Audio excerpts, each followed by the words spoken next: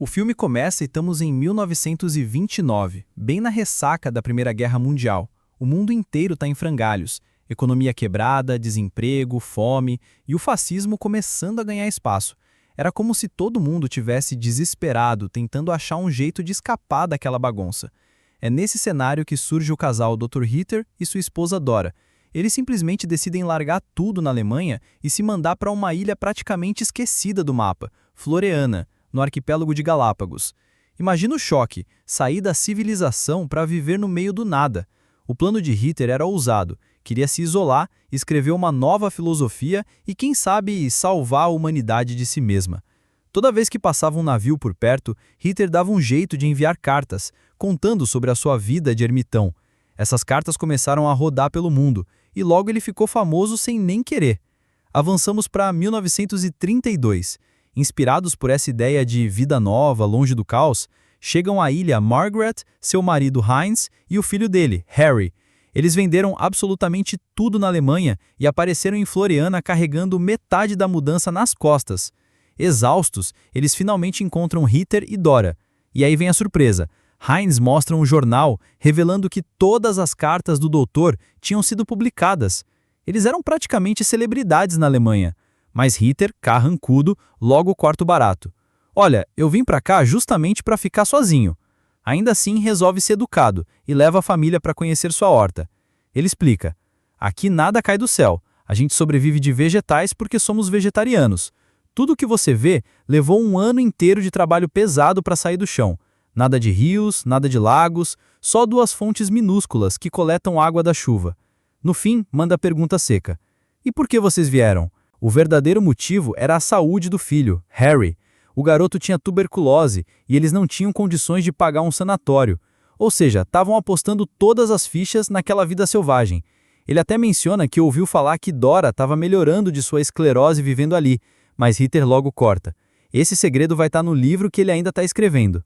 Enquanto isso, Dora e Margaret batem papo, cuidando dos animais. Dora logo solta uma provocação. Você parece mais uma noiva criança com essa diferença de idade entre você e Heinz. Margaret se apressa em esclarecer. Harry não é meu filho, eu sou a segunda esposa dele. E Dora aproveita para lembrar que quase todo bicho daquela ilha podia matá-los. E ainda comenta que Ritter odiava o fato dela se apegar ao burrinho que criavam. Para ele, amor a animais era uma necessidade boba de afeto. No fim do dia, Ritter leva a família para uma caverna. Esse vai ser o lar de vocês. Tem uma fonte bem pequena ali, é o que dá para oferecer. Quando volta para casa, Dora deixa claro que não gostou nada dos recém-chegados. A gente veio para se isolar, lembra? Ritter, porém, já tinha seu plano secreto: mantê-los ocupados e distantes.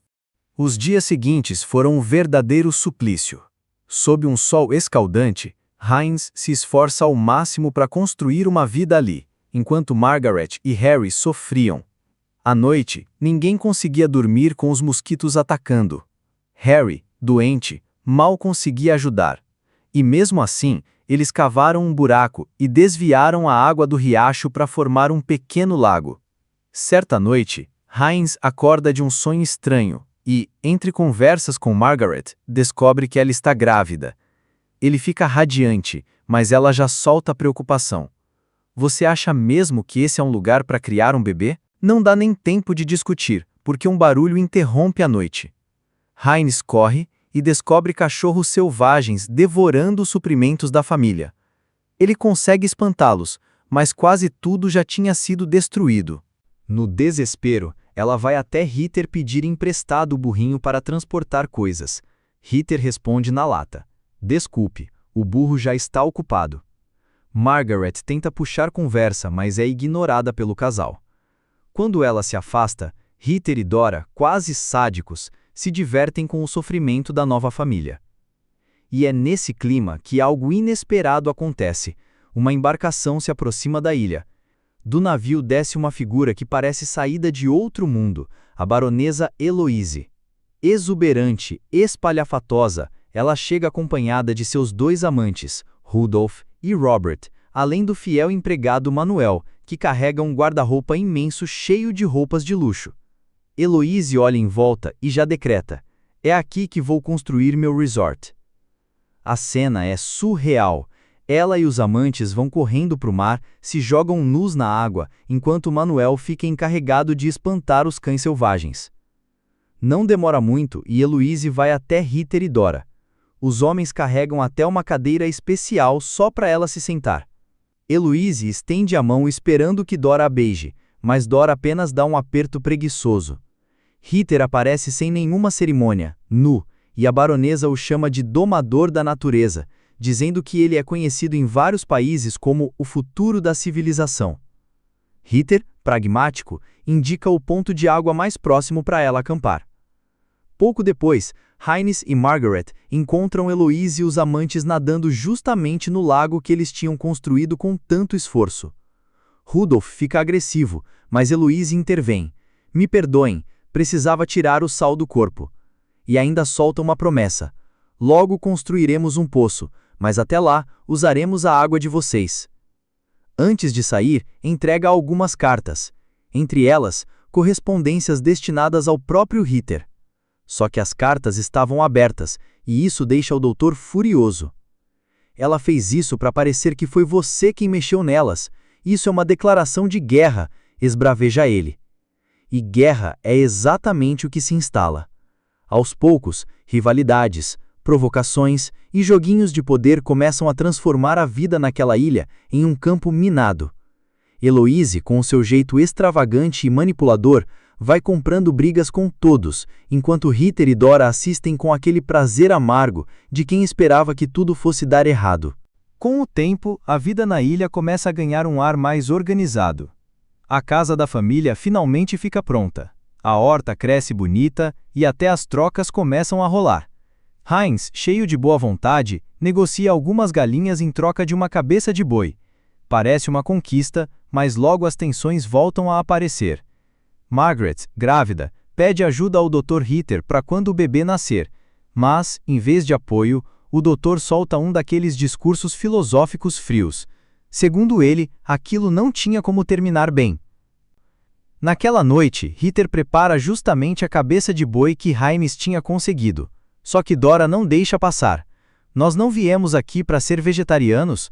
Podíamos sobreviver só com frutas até a horta estar completa. A discussão explode e o casal começa a trocar acusações de quem não está fazendo o suficiente na ilha. Enquanto isso, no acampamento da baronesa Heloise, as coisas também não andam boas. Rudolf cava buraco atrás de buraco tentando achar água limpa, mas nada. E quando volta para o acampamento, ainda precisa escutar Heloise se divertindo com Robert debaixo das lonas. A situação começa a pesar para todos. A fome bate forte. Heloise exige comida, mas Rudolf, exausto, diz que não tem nada. Ela surta, acusando-o de não planejar direito.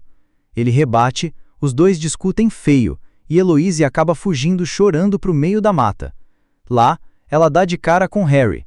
O menino, frágil por causa da tuberculose, acaba ouvindo uma daquelas conversas de autoajuda da baronesa. Acredite em si mesmo. E, pasmem, ela convence o garoto a correr junto dela. Para Harry, aquilo é uma vitória. Fazia tempo que a doença não deixava ele correr. Só que Heloise também aproveita para arrancar uma informação importante. Descobre que a família ainda tinha latas de mantimentos guardadas. Logo depois, Margaret começa a sentir contrações.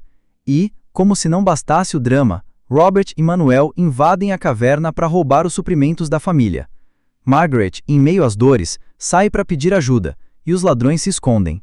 O sofrimento dela é intenso. Sangue, gritos, os cachorros selvagens cercando a casa, farejando o cheiro. Com uma vassoura, ela tenta espantá-los, desesperada para proteger a vida que estava prestes a trazer ao mundo. Enquanto isso, Heloise descobre o roubo, mas em vez de mostrar compaixão, ela reclama que os suprimentos não são suficientes. Manuel, indignado, diz que não aguenta mais e acusa a baronesa de ser cruel. Mesmo Rudolf apoia a ideia de ajudar Margaret, mas Heloise barra: "Vocês estão aqui para me servir, não para socorrer ninguém." Do lado de fora, Margaret dá à luz sozinha. O bebê mal chora. Ela acredita que nasceu morto. Os cães se aproximam, rosnando, quando Heinz e Harry chegam atirando para o alto. Os cachorros fogem. Margaret, exausta, entrega o bebê nos braços de Heinz. Ele insiste: Bate levemente nas costas da criança até ouvir o primeiro choro. O alívio toma conta, mas Margaret desmaia logo em seguida. No desespero, Hines corre até Heather pedindo ajuda. O doutor resiste, mas Dora o obriga a ir. Heather examina Margaret e percebe que a placenta ficou presa. Sem ferramentas, ele improvisa. Usa água quente e uma colher para salvar a vida da jovem mãe. Foi brutal, mas funcionou. Do lado de fora, Manuel espionava pela janela. Indignado, leva a notícia até Heloise, que pergunta por que ele não impediu Heather. Manuel explode. Eu vim como construtor, não como assassino. Chama a baronesa de maldosa e deixa claro o quanto a despreza. O tempo passa e a família começa a viver um período mais tranquilo. O ar puro da ilha parece até estar ajudando Harry. Um dia, Heloise aparece com uma lata de comida como presente para o bebê, e finge ser cordial. Conta que expulsou Manuel por ser ladrão, mas ninguém acredita muito nessa história. Ela ainda segura o bebê e, em tom dramático, convida a família para um almoço. Hines desconfia, mas Margaret o convence. Recusar seria como declarar guerra à baronesa, e isso poderia custar caro. No almoço, Heloise dá um show. Canta, dança, age como se estivesse num cabaré parisiense. Só Harry se diverte. Heather precisa colocar sua dentadura postiça para comer. E todos descobrem que ele arrancou os dentes verdadeiros quando chegou à ilha, só para não correr o risco de infecção. Entre pratos e provocações, Heloise solta comentários venenosos. A cada frase cutuca um ponto sensível. Até que Heather perde a paciência e revela um segredo íntimo. Dora não podia ter filhos. Humilhada, Dora tenta sair, mas o cachorro da baronesa bloqueia o caminho. Heloise, teatral, chama o animal de volta. O clima fica insustentável. Heather explode, exige que Heloise saia da ilha e ameaça expulsá-la à força. É aí que ela puxa uma pistola e mostra papéis supostamente assinados pelo governador dos Galápagos, declarando que a ilha era dela. Todos recuam, sem saída. Ao voltar para casa, Hines encontra Heather esperando. O doutor oferece comida em troca de um rifle, e o negócio é feito. No silêncio da noite, Hines questiona Margaret sobre algo que Heloise havia insinuado. Ela acaba confessando. Só se casou porque ele pediu, e porque queria fugir da casa terrível onde vivia. Enquanto isso, Heather atira no porco que vinha destruindo sua horta, e uma seca brutal atinge a ilha. O lago da família seca. A sobrevivência fica cada vez mais difícil. Heather, por outro lado, avança em sua escrita até bater num bloqueio criativo.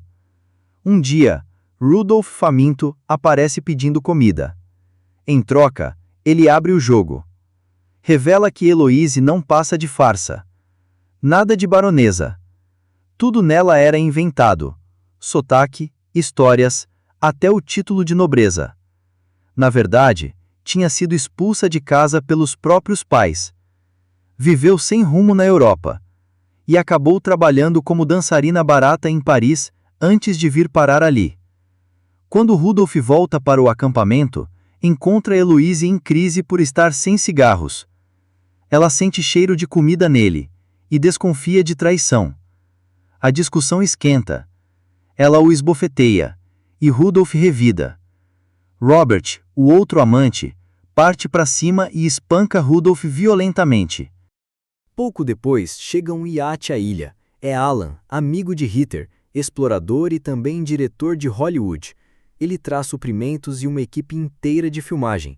Heloise, vendo nele uma oportunidade, gruda como uma sombra. Naquela noite, Alan organiza um jantar luxuoso, com direito à banda tocando músicas emocionantes. Margaret chega a chorar de emoção. Heloise, claro, imita a cena colocando lágrimas falsas nos olhos. De repente, um vulcão entra em erupção numa das ilhas próximas, pintando o céu com fogo. Todos ficam maravilhados com o espetáculo da natureza. Heather, observando à distância, percebe as intenções de Heloise em se aproximar de Alan. Temendo que ela arruine o amigo, ele toma sua própria decisão. aproveita a distração e rouba a comida dos suprimentos dela, e assim a tensão entre todos só aumenta. A ilha, que parecia um refúgio, vai se tornando um palco de intrigas, traições e disputas de poder cada vez mais perigosas. Apesar das tentativas de manter a filosofia de isolamento e simplicidade, a coisa estava desandando de vez. Dora tenta lembrar Ritter dos ideais que eles tinham jurado seguir, mas o doutor já não liga mais.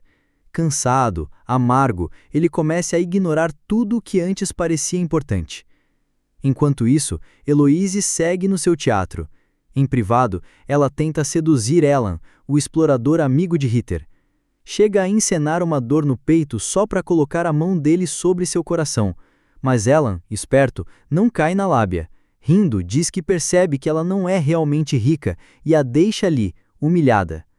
Logo depois, quando percebe que suas caixas de mantimentos estão vazias, o desespero começa a tomar conta. No dia seguinte, vê o navio de Alan partindo e perde completamente a esperança. Não demora e Ritter descobre que seus próprios suprimentos também sumiram. Furioso, vai até a família e exige que escolha um lado. Ele e Heinz, armados, vão até o acampamento de Heloise e exigir de volta o que foi roubado. Só que Robert reage, saca uma arma e por pouco não acontece um banho de sangue. Ritter, tomado pela raiva, volta para casa e atira na própria máquina de escrever, deixando Dora desapontada. Enquanto isso, Rudolph passa a jantar com a família. Heloise aparece atrás dele, oferecendo comida e roupas, dizendo que ele podia ir embora se quisesse. Ele cede ao charme dela mais uma vez. Mas naquela mesma noite, Heinz confunde um barulho no quintal com o porco que devastava sua plantação. Quando corre com a lanterna, percebe horrorizado que tinha matado o burrinho de Dora. Rudolph observa tudo escondido nas sombras. De manhã, Dora descobre a tragédia, o jumento morto e as galinhas doentes. Vai até a família em lágrimas e Heinz tem de ajudá-la a voltar para casa. Mais tarde, em particular, ele confessa a Ritter o que realmente aconteceu. Antes que a briga entre os dois explodisse, eles percebem Robert espionando na grama alta. Convencidos de que ele ouviu o bastante para manipular Heloise, decidem que era hora de tomar partido de verdade. Eles encontram Rudolph no mato, em pânico, repetindo: "Ela disse que eu podia ir embora", e resolvem agir. Pedem que Margaret e Harry saiam para colher capim no vale, e voltam armados para enfrentar Heloise e seus homens. O confronto é brutal. Robert, jovem e forte, consegue derrubar tanto Heinz quanto Ritter. Mas Rudolph, desesperado, fere a mão de Robert com uma faca. Na luta, Heinz se descontrola e acaba esfaqueando Robert várias vezes até matá-lo. Heloise sai da cabana e, num teatro de última hora, abraça Heinz dizendo que sempre fora vítima de Robert. Ninguém acredita. Ela oferece dividir a ilha, mas Ritter responde com um tiro certeiro em sua cabeça. De longe, Margaret ouve o disparo e desconfia. Os corpos são jogados ao mar, e os homens juram nunca contar a verdade às mulheres. Naquela noite, finalmente volta a chover, mas Heinz se afoga em culpa. De manhã, Rudolph aparece com uma falsa carta, dizendo que Heloise e Robert tinham ido embora. Dora não engole a história. Como poderiam partir deixando tantas coisas para trás? Ainda assim, Ritter compra vários dos pertences de Heloise e de Rudolph, planejando trocar por dinheiro quando viesse o próximo navio. Confessa que já escreveu ao governador e que em breve receberiam uma visita oficial. Margaret, em privado, alerta Heinz. Quando o governador chegar, Ritter vai jogar a culpa do assassinato em você. Precisamos pensar num plano. Em casa, Dora perde a paciência. Cansada dos delírios do marido, anuncia que vai deixá-lo porque ele destruiu tudo pelo qual lutavam. Ritter, fora de si, assegura a força e arranca um dente podre dela com um alicate, contra a vontade. Mais tarde, Dora sai para caminhar e encontra Margaret. A jovem tenta avisá-la. Ritter matou Heloise, ele é perigoso. Dora não acredita. Margaret, mesmo assim, lhe dá algumas galinhas saudáveis e pede: "Não cozinhe as doentes, essa carne pode matar." Quando Dora volta para casa e vê Hitler escrevendo outra vez, decide celebrar. Prepara justamente as galinhas doentes. Hitler come sozinho, enquanto ela finge dor de dente para não provar da refeição. Horas depois, ele começa a agonizar de dor. Dora corre até a família pedindo que venham testemunhar. E diante deles, Hitler, em seus últimos suspiros, amaldiçoa Dora antes de cair morto. No outono, o governador chega com soldados. Os jornais já noticiavam o desaparecimento de Heloise, e a última carta de Hitler acusava Heinz do crime. Dora confirma a versão. Margaret, firme, conta ao governador a verdade. Ritter também tinha sido assassinado, envenenado por Dora.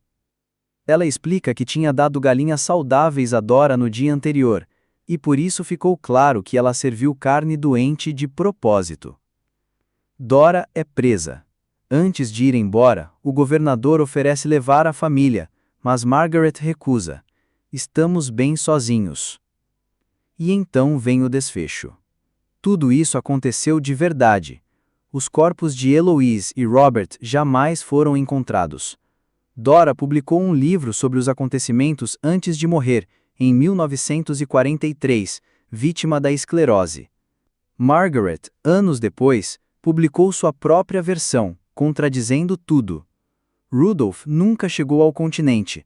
O barco onde fugiu ficou sem combustível, e os corpos dele e do capitão foram encontrados à deriva. E assim termina essa história inacreditável de sobrevivência, loucura e poder em uma ilha que parecia o paraíso, mas virou um verdadeiro inferno.